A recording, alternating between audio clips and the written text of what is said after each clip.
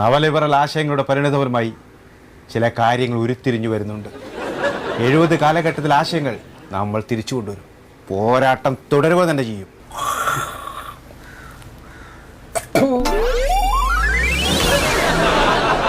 അപ്പൊ കോയാക്ക, ഞങ്ങളിപ്പോ വന്നതിന്റെ പ്രധാന ഉദ്ദേശം എന്താണെന്നറിയോ?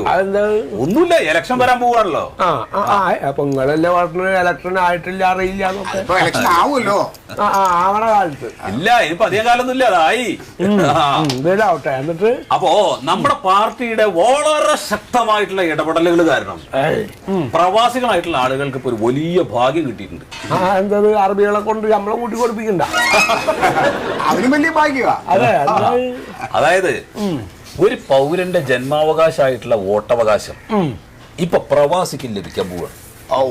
വലിയൊരു ഇത് തന്നെയാണ്, മെച്ചപ്പെട്ട തന്നെയാണ്. എന്നിട്ടിപ്പോ എന്താ